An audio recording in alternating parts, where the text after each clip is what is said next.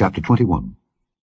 Then there was a famine in the days of David 3 years, year after year. And David inquired of the Lord, and the Lord answered, It is for Saul and for his bloody house, because he slew the Gibeonites.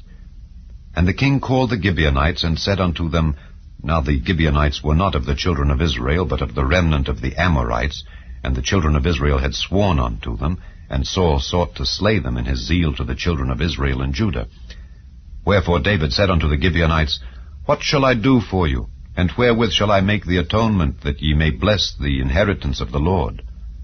And the Gibeonites said unto him, We will have no silver nor gold of Saul, nor of his house, neither for us shalt thou kill any man in Israel. And he said, What ye shall say, that will I do for you.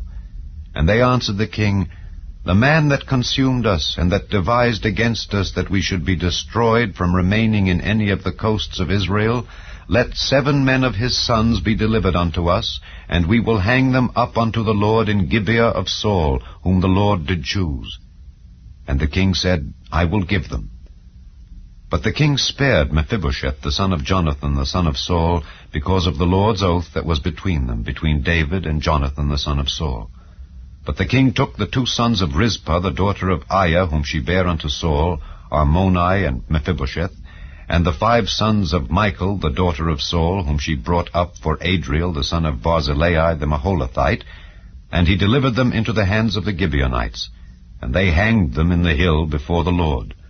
And they fell all 7 together, and were put to death in the days of harvest, in the first days, in the beginning of barley harvest.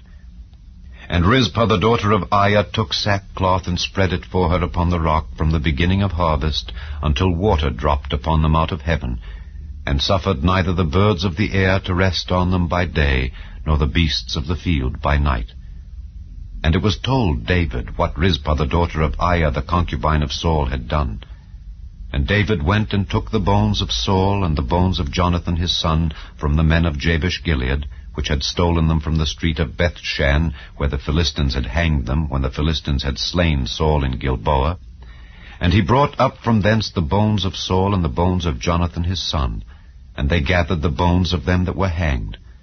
And the bones of Saul and Jonathan his son buried they in the country of Benjamin, in Zelah, in the sepulchre of Kish his father, and they performed all that the king commanded.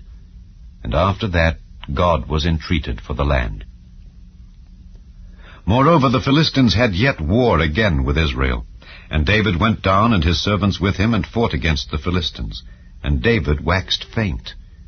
And Ishbi-Benob, which was of the sons of the giant, the weight of whose spear weighed 300 shekels of brass in weight, he being girded with a new sword, thought to have slain David. But Abishai the son of Zeruiah succored him, and smote the Philistine, and killed him. Then the men of David sware unto him, saying, Thou shalt go no more out with us to battle, that thou quench not the light of Israel. And it came to pass after this, that there was again a battle with the Philistines at Gob. Then Sibbecai the Hushathite slew Saph, which was of the sons of the giant. And there was again a battle in Gob with the Philistines, where Elhanan the son of Jaare-Oregim, a Bethlehemite, slew the brother of Goliath the Gittite, the staff of whose spear was like a weaver's beam. And there was yet a battle in Gath, where was a man of great stature, that had on every hand 6 fingers, and on every foot 6 toes, 24 in number. And he also was born to the giant. And when he defied Israel, Jonathan the son of Shimeah, the brother of David, slew him. These 4 were born to the giant in Gath, and fell by the hand of David and by the hand of his servants.